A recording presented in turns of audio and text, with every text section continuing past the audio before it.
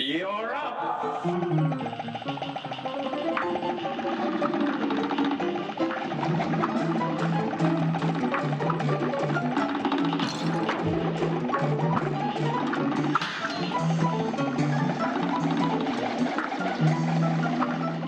Years ago now, I remember seeing a flash of a game on my screen while watching E3 coverage.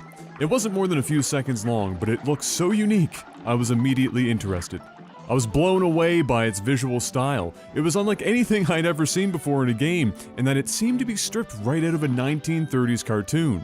I would later discover that the adventurous pair at Studio MDHR were indeed hand-drawing everything in this game called Cuphead to match that exact aesthetic.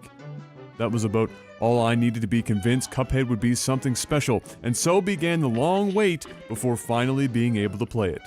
Well, it's finally here, and for those looking for a quick answer to the question, is Cuphead good? The short answer is yes. Cuphead explores a deep, expansive narrative looking at the struggle of one mug's gambling addiction and the suffering it brought to the souls of birds, planes, potatoes, ghost trains, and more in a battle with the devil himself. It's exactly the kind of nonsensical madness that you'd want in a game like this, and perfectly serves the purpose of delivering diverse and crazy boss battles that make up the majority of Cuphead. Okay, so it isn't a deep and expansive narrative, but I'll be damned if it isn't charming. As a platformer shooter, Cuphead unfolds in a series of boss battles spread over a handful of zones that you bounce between on an overworld map, either on your own or with a local co-op buddy. You are tasked with simply taking down the big baddies before being able to move on to the next area, and in general, you even have some choice as to the order in which you accomplish this. Bosses are almost all entirely unique, requiring varying tactics to be successful in ways that no two battles feel particularly the same.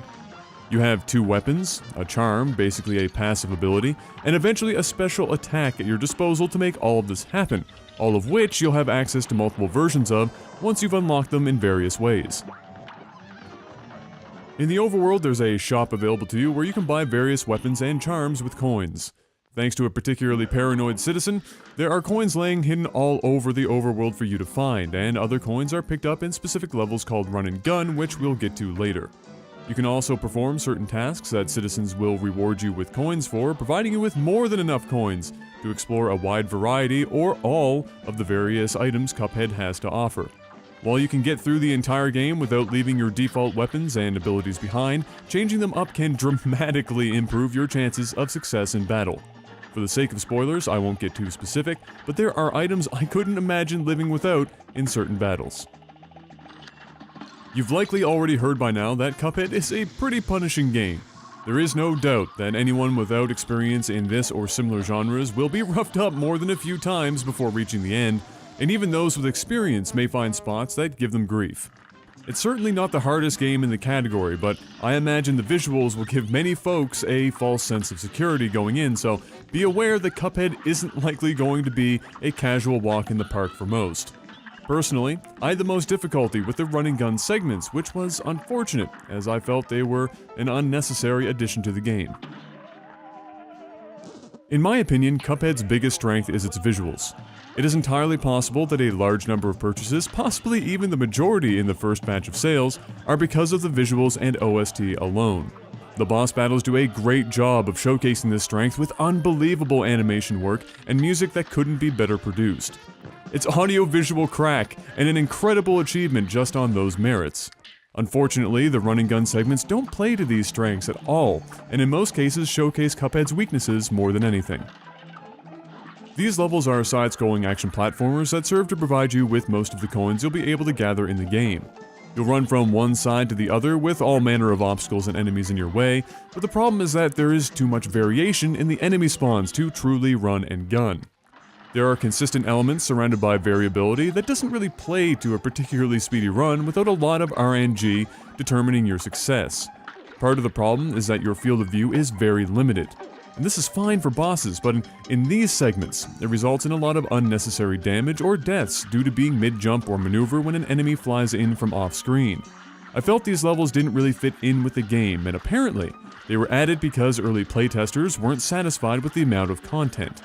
That seems crazy to me given the content outside of these few levels, and I feel the game would have been better off without them. It should be noted that these are entirely optional stages, but again, they provide you with most of the available coins. I've seen it said that Cuphead is an example of artists winning more arguments than the designers or programmers, and while I don't disagree with the statement, it's more of a testament to how good the audio-visual elements are than a slight on the gameplay itself. Cuphead handles beautifully the vast majority of the time, with only a handful of moments I noted oddities that ended up getting me killed. Weapons, charms, and special attacks are all well balanced in terms of their use and the times in which you can unlock them.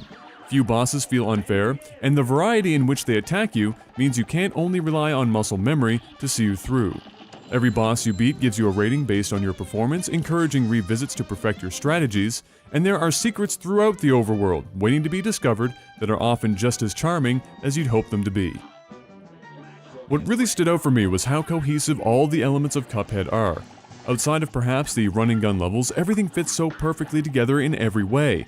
There is an undeniable level of thoughtfulness and care given to every nook and cranny of Cuphead that most games just don't have. What is unfortunate, however, is that Cuphead is ironically in a sort of gaming purgatory due to its difficulty. There's enough difficulty here that it may discourage more casual gamers who love everything else about Cuphead from buying it, and at the same time, veterans of the genre may find Cuphead to be too easy even when going back through it on expert difficulty.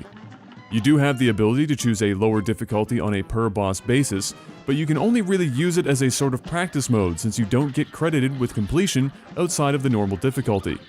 I personally think that the inclusion of an easy mode and a one-life-only hardcore mode would have been of serious benefit to a much wider audience than the one Cuphead is currently marketable to. Cuphead is without a doubt one of the most visually stunning games I've ever played. The idea that everything you're seeing has been hand-drawn in the way early master cartoonists did is amazing to me. It's almost a shame that you're spending so much time trying to stay alive that you'll likely miss a ton of nuanced bits and pieces in the characters and backgrounds you'll encounter. The OST is incredible, and one of the easiest vinyl purchases I've made in a long while. It is, in my opinion, a masterpiece of video game art and music.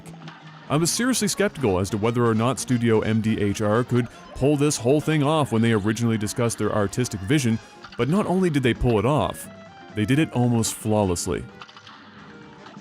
So, is Cuphead worth your hard-earned dollars? Even for those like myself who aren't big fans of the genre, at $20 it's hard to pass it by.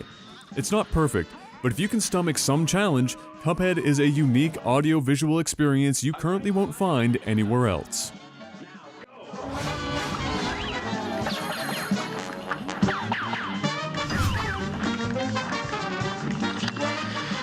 Hey everyone, thanks for watching. I hope you enjoyed the video. Make sure to give it a thumbs up or down and leave a comment if you're shooting for extra participation points. Bonus points for thanking our awesome video editor Mark. These videos are made possible by the War Council Gaming Patreon, so feel free to check out the link if you want to join the community. Thanks again for watching, and we'll see you on the next.